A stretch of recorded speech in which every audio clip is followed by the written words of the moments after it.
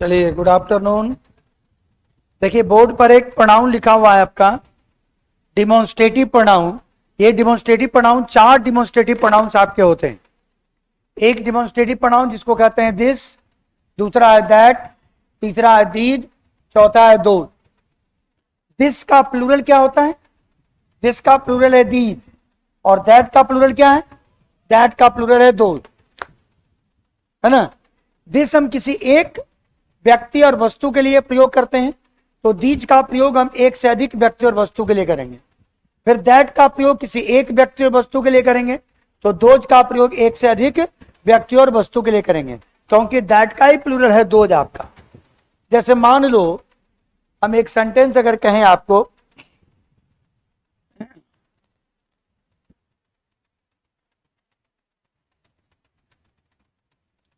This is my book,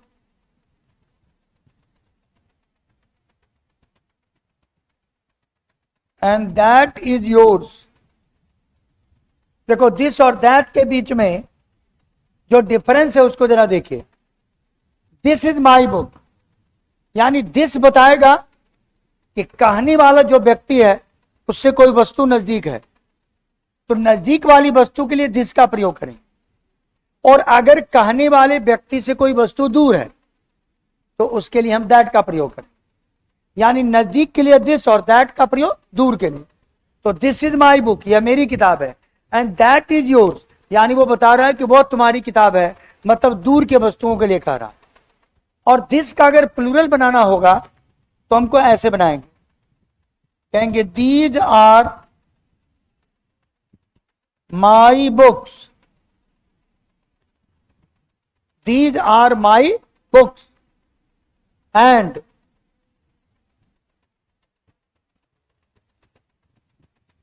those are yours. देख लीजिए, these are my books कहता है ये सब किताबें किसकी हैं? मेरी हैं, और वो सब तुम्हारी हैं। तो दीज का प्रयोग प्लूरल के लिए आया, दोज का प्रयोग प्लूरल के लिए आया। तो ऐसे हम प्लूरल के साथ इनका प्रयोग करेंगे। क्लियर है? कोई लोगों को कोई दिक्कत है? नोट कर लीजिए जल्दी से। हाँ, लेट से लाइव हुआ, बिल्कुल। थोड़ा असली बात है कि इस सेंटर पर अभी एक स्टाफ की थोड़ी कमी है। एक ही बच्चा है शैलेश, जो ऊपर से नीचे तक सारे क्लास को लाइव कर रहा है। उसको आने जाने में थोड़ी दिक्कत हो जाती है, थोड़ा देर हो जाता है अभी।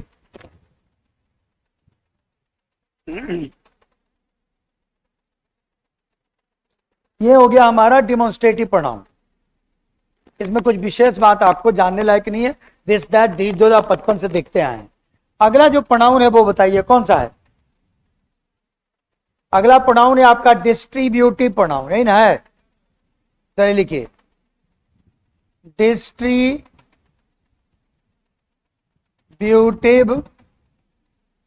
प्रोनाउन। ऐसा प्रोनाउन जो डिस्ट्रीब्यूट करता हो।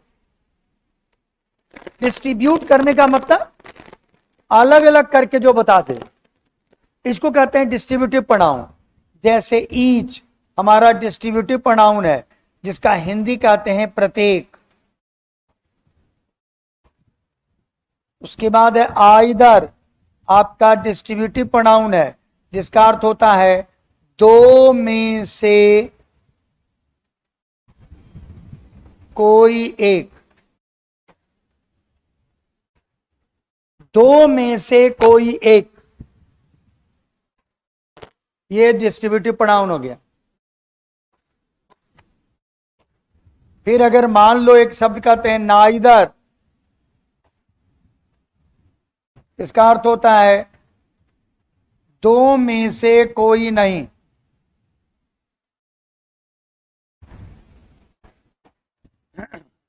दो में से कोई नहीं क्या कहेंगे इसको? इसको कहेंगे नाइदर। और अगर एनी वन कहीं लिखा हुआ हो तो एनी वन का प्रयोग होता है दो से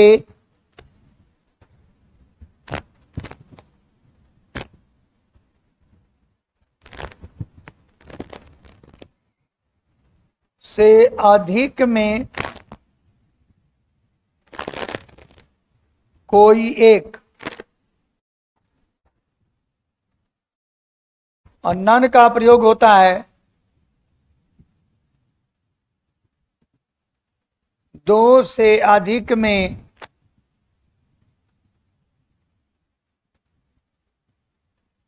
कोई नहीं।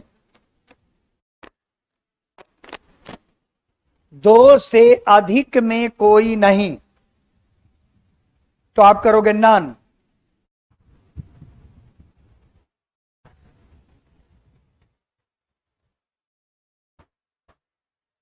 ठीक है, बता देते हैं। आज ये माता जी का दर्शन खूब बढ़िया हुआ। बच्चे पूछ रहे हैं माता जी का दर्शन हुआ? ये खूब सुंदर दर्शन हुआ।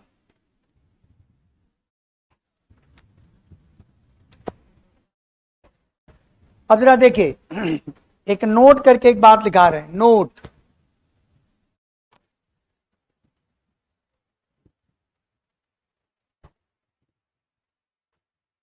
सभी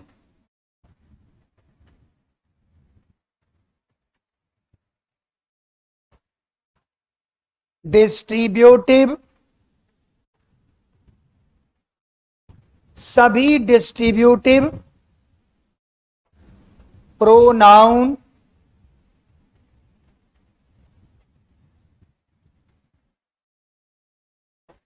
सिंगुलर होते हैं। सभी डिस्ट्रीब्यूटिव प्रोनाउंस सिंगुलर होते हैं। जितने भी आपके डिस्ट्रीब्यूटिव प्रोनाउंस हैं ये सब के सब डिस्ट्रीब्यूटिव प्रोनाउन सिंगुलर होते हैं। यानी ईच, आइदर, नाइदर, एनीवन, ये सब के सब सिंगुलर होंगे। अब जरा देखिए, ईच का अर्थ क्या होता है? प्रत्येक। जैसे मान लो हम एक सेंटेंस लिख रहे हैं आप,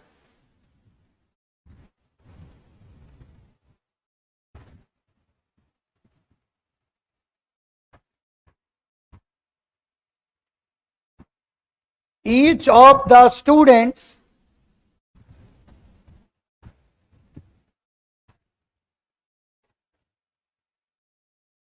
are going to the cinema। अब देखो हम इसको तीन पार्ट में डिवाइड कर दिए हैं, ए पार्ट, बी पार्ट और सी पार्ट, और आगे हमने रख दिया नो एरर, इसको कर दिया हमने डी पार्ट। अब आपसे हम पूछते हैं कि एरर बताओ तो कहां है? बी पार्ट में। क्या है इसमें से? एस हटा दें, आर के बदले इज कर दें, इससे हमारा कोई मतलब नहीं है। हमने कहा ईच आपका सिंगुलर है, तो जब सब्जेक्ट सिंगुलर होगा तो वर्ब भी क्या लगेगा? सिंगुलर लगेगा। इसलिए आर के बदले हमको क्या करना है? इज का प्रयोग करना पड़ेगा। यानी बी पार्ट में हमारा एरर है तो आर के बदले इज का प्रयोग करेंगे तो हमारा सेंटेंस सही होगा। कोई दिक्कत है?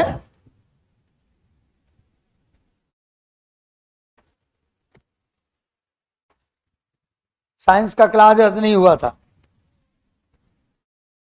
आज साइंस का क्लास आप लोगों का बंद था, शायद था सर? नहीं है ना?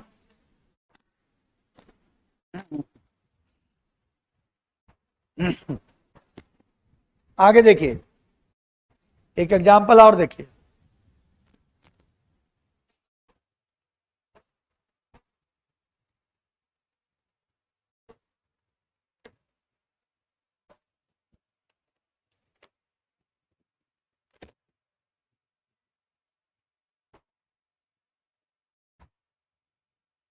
neither of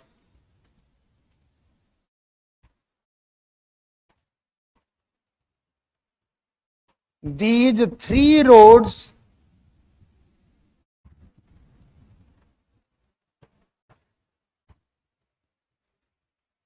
leads to the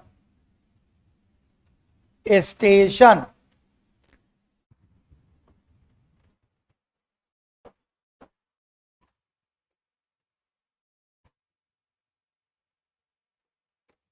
Neither of these three roads leads to the station. बता सकते हैं कहां एरर है?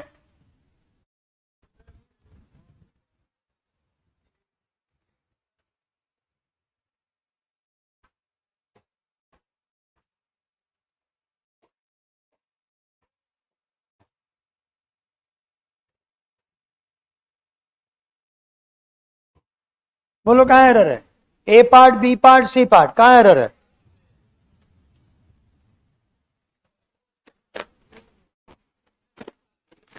बी पार्ट में। नाइदर का प्रयोग कितने के लिए होता है? दो में से कोई एक। यहां सड़क कितना है? तो तीन में से कोई नहीं कह रहा है, नाइदर कहता है दो में से कोई नहीं। और यहां पर कितनी सड़क है? तो हम यहां पर एरर ढूंढेंगे नाइदर में, और नाइदर की जगह क्या लगाएंगे?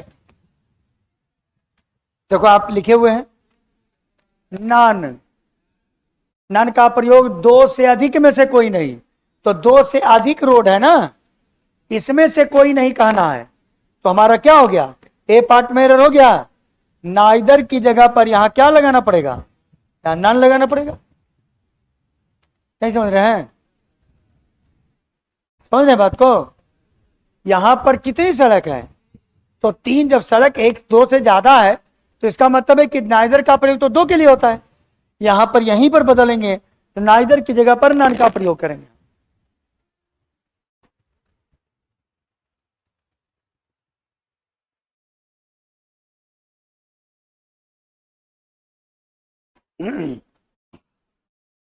एक और सेंटेंस देखो।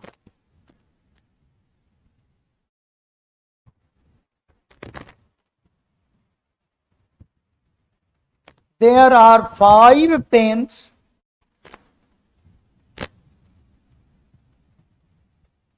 on the table.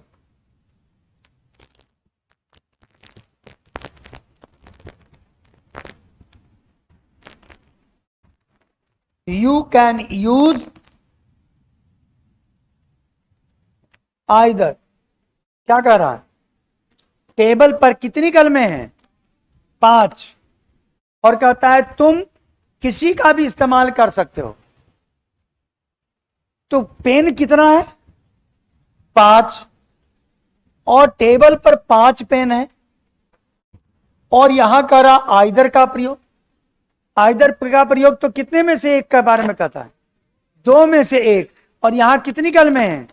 तो 5 में से कोई एक कहना है। तो क्या करेंगे प्रयोग? बोलिए। तो आपका आइदर की जगह पर एनी वन का प्रयोग करेंगे, क्योंकि एनी वन का अर्थ होता है दो से अधिक में से कोई एक। तो एनी वन का प्रयोग करेंगे। तो there are 5 pens on the table, you can use any one. कोई भी प्रयोग कर सकते हो, क्योंकि आइदर तो तब होता जब यहां पर दो का मामला रहता तब। यानी अगर सेंटेंस ऐसा रहता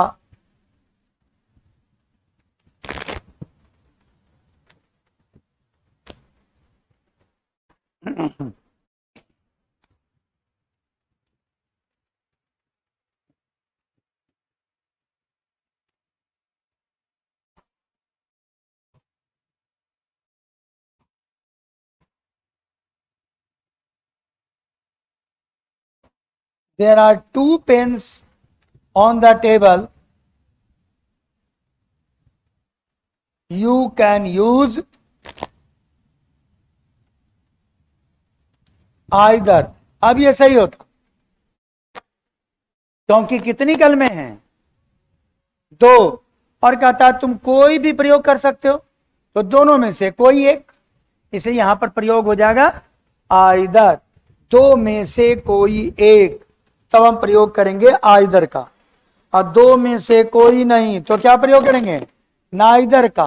और दो से अधिक में से कोई एक तो एनी वन, और दो से अधिक में से कोई नहीं तो नन। यह आपका हो गया डिस्ट्रीब्यूटिव प्रोनाउन, आपका हो गया डिस्ट्रीब्यूटिव प्रोनाउन, आपका हो गया। अब बोलिए कौन सा प्रोनाउन है, इंट्रोगेटिव प्रोनाउन होगा आपका, इन है।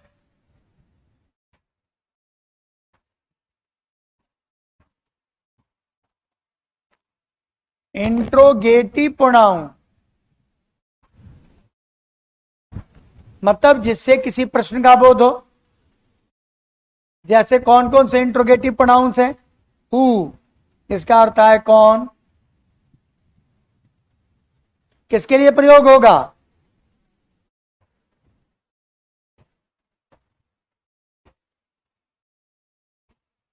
व्यक्ति के लिए। हु का प्रयोग जब भी प्रयोग करोगे तो किसी व्यक्ति के लिए प्रयोग होगा। अब इसी से एक बनता है और शब्द whom,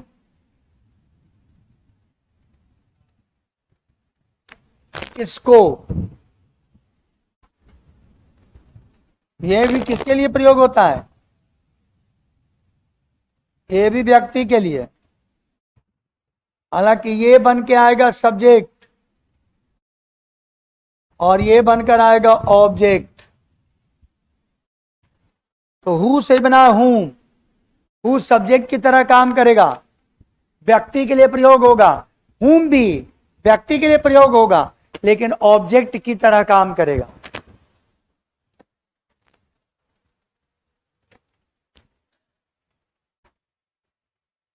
उसके बाद है वाट, इसका मतलब तो आप सब जानते ही हैं, इसके प्रयोग में कोई खास बात तो है नहीं।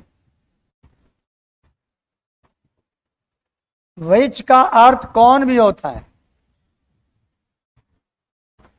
किसे भी होता है, किसको भी होता है। यह प्रयोग किसके लिए होगा,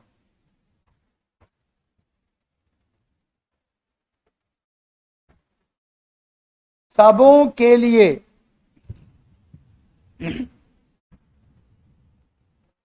कौन, किसे, किसके, सबों के लिए प्रयोग होगा। यानी व्यक्ति के लिए प्रयोग करोगे, वस्तु के लिए भी करोगे, किसी भी थिंग के लिए भी करोगे, सबों के लिए।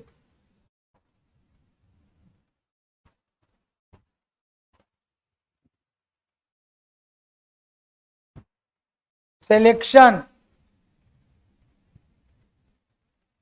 यानी चुनाव के अर्थ में, चुनाव के अर्थ में इनका प्रयोग करेंगे, चुनाव के सेंस में।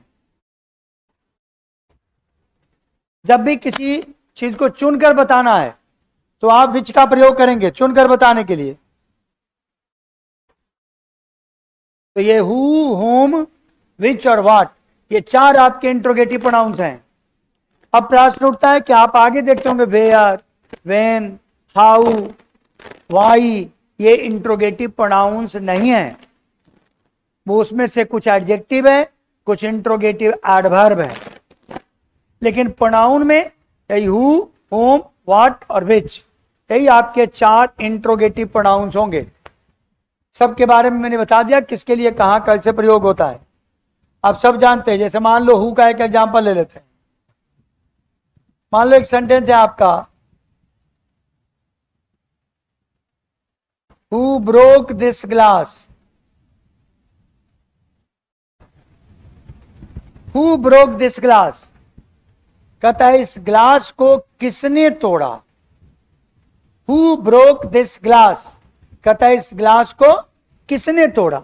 तो इस ग्लास को किसने तोड़ा, हु ब्रोक दिस ग्लास, यहां ब्रोक क्या हो गया, और किसने किसके लिए प्रयोग हुआ, व्यक्ति के लिए हुआ कि नहीं।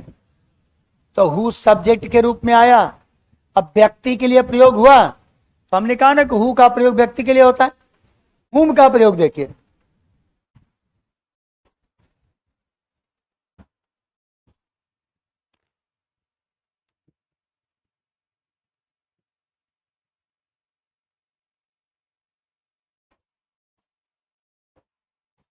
whom do you like most?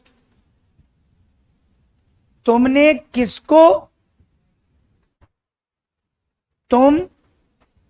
किसको सबसे अधिक पसंद करते हो? whom do you like most? ये whom आया व्यक्ति के लिए, लेकिन ऑब्जेक्ट बनकर आया। ये क्या बनकर आया था और ये क्या बनकर आया? ऑब्जेक्ट बनकर, क्योंकि इसका सब्जेक्ट यहां यू दिया हुआ है, तो ये सब्जेक्ट या ऑब्जेक्ट की तरह, लेकिन दोनों व्यक्ति के लिए प्रयोग होगा, दोनों व्यक्ति के लिए प्रयोग होगा।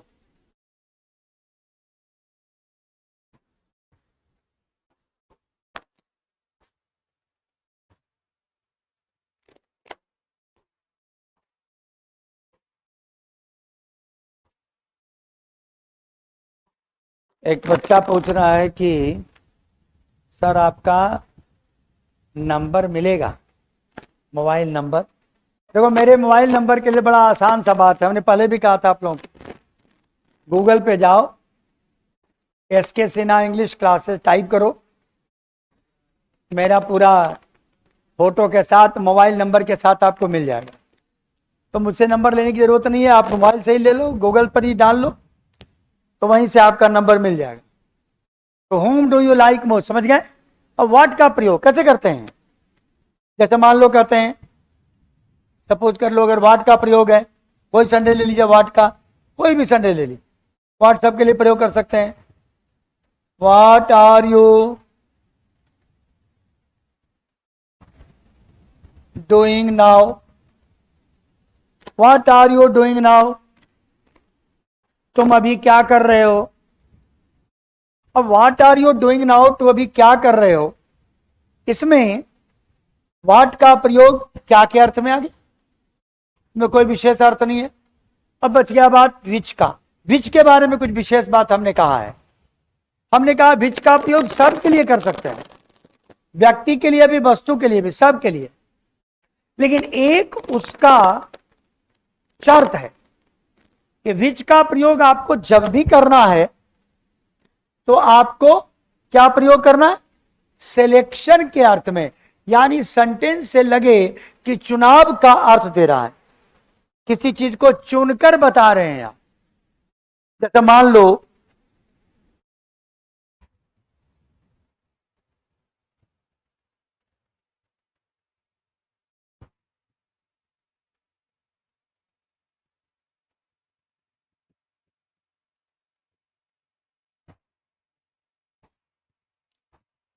which of the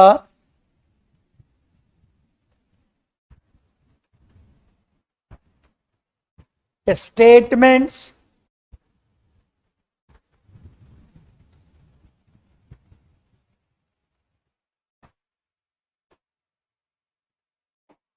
इज और आर ट्रू। यहां इज भी सही है, आर भी सही है, क्योंकि एक से ज्यादा स्टेटमेंट भी करेक्ट ट्रू हो सकता है और एक भी हो सकता है।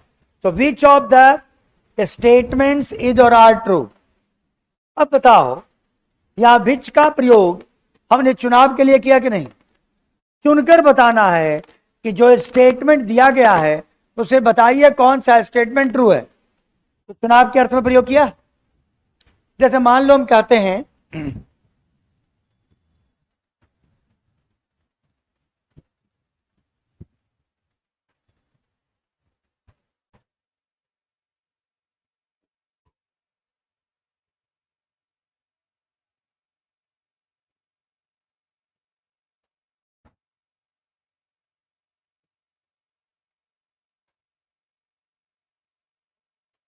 Which is your brother among them. मान लो एक फोटोग्राफ आपने दिखाया किसी को, एक पिक्चर है, उसमें बहुत सारे लोग हैं, उसमें एक तेरा भाई भी है। तो किसी ने पूछा इनमें से तुम्हारा भाई कौन है? तुम्हारा भाई कौन है? तो चुन के बताओगे नहीं कौन है, तो ग्रुप में से चुन के बताना है। तो देखो मैंने क्या कहा, which is your brother among them, इनमें से तुम्हारा भाई कौन है। तो विच का प्रयोग भी व्यक्ति के लिए हुआ कि नहीं, और विच का प्रयोग किसी स्टेटमेंट के लिए हुआ कि नहीं। तो विच का प्रयोग किसी व्यक्ति के लिए भी कर सकते हैं, किसी वस्तु के लिए भी कर सकते हैं। फर्क इतना ही है कि आपको विच का प्रयोग जब आप करेंगे तो ध्यान इस बात का रखना है कि इसका अर्थ किसी न किसी चुनाव के रूप में होगा। जब आपको लगे कि किसी चुनकर कोई बात कहना है तो आप विच का प्रयोग करो। क्लियर हो गया? ये हो गया आपका इंट्रोगेटिव प्रोनाउन आपका खत्म। नहीं नोट किए हैं? नोट हो चुका है ना? अगला प्रोनाउन की हम बात करते हैं। इस प्रोनाउन को हम कहते हैं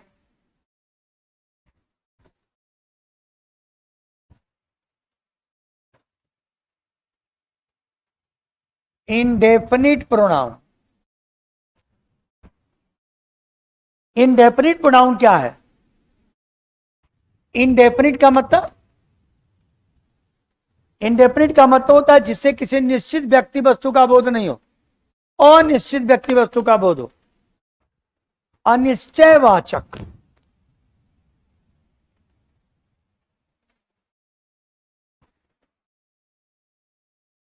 या अनिश्चय बोधक, अनिश्चित व्यक्ति वस्तु और स्थान का बोध हो, तो हम इसको कहेंगे इंडेफिनिट प्रोनाउन। अनिश्चित व्यक्ति वस्तु और स्थान का बोध होगा। जैसे मान लो आप कहते हैं कौन कौन से हैं?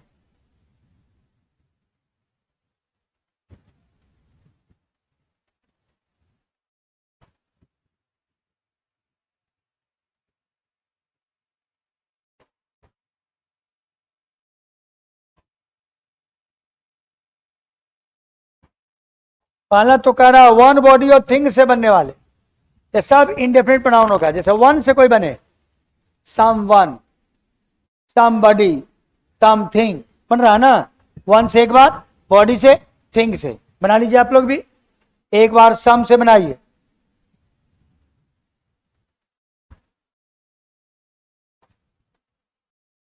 वन से, बॉडी से और थिंग से अलग अलग बनाइए, तीनों से। सम वन, फिर क्या बनेगा? समबडी, फिर क्या बनाइएगा?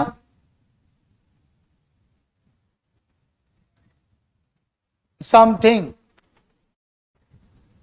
फिर एवरी से बनाइए। इसी तरीके से बनाइए, इसी से एवरी से बनाइए। एक बार वन, एक बार बॉडी, एक बार थिंग जोड़ के बनाइए। Someone, somebody, something. एवरीवन से क्या बनेगा? एवरीवन, एवरीबडी, एवरीथिंग बनेगा ना। Everyone, everybody, everything. फिर उसी तरह से एनी से बनाइए, बनाते जाइए आप लोग। Anyone, anybody, anything.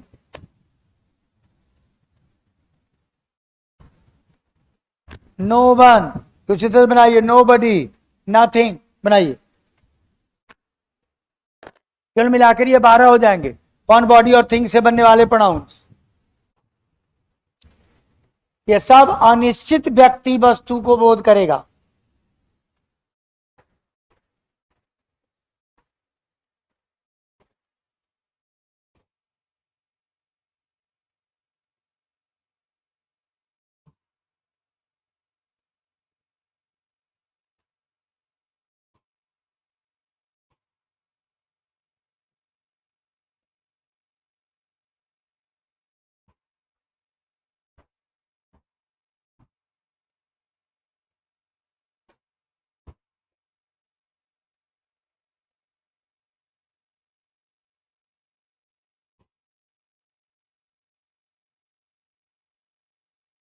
ठीक है? और भी इसके अलावा है। ये तो आप लोग बना चुके, बन गया सबका। इसके अलावा कुछ और भी है, जैसे नन, जैसे अकेला एनी, ऑल और बोथ। ये सब के सब आपके इनडेफिनिट प्रोनाउंस हैं, जिनसे किसी अनिश्चित व्यक्ति, अनिश्चित वस्तु, अनिश्चित स्थान का बोध होगा। अनिश्चित व्यक्ति का बोध होगा, अनिश्चित स्थान का बोध होगा, अनिश्चित वस्तु का बोध होगा, निश्चित नहीं होगा। जैसे हम एक एग्जाम्पल दिखा रहे हैं आप,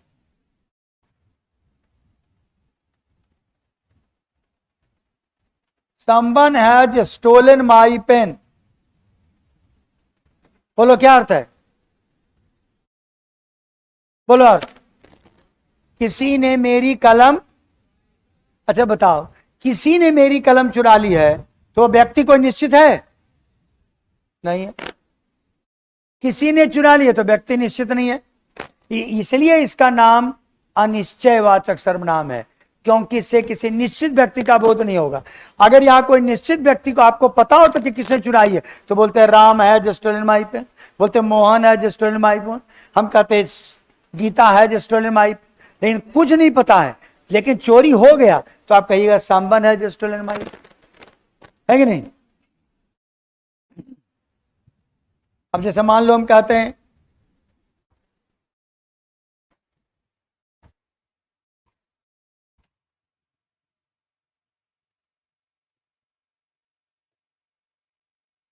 क्या लिखा हुआ है, something was there, something was there. अब क्या हो गया, कुछ चीजें वहां थी, आपको नहीं पता है क्या थी, नहीं होता है कभी अंधेरा में दिखा लगे कोई तो था, कुछ था, लेकिन आपको पता नहीं कि निश्चित क्या था।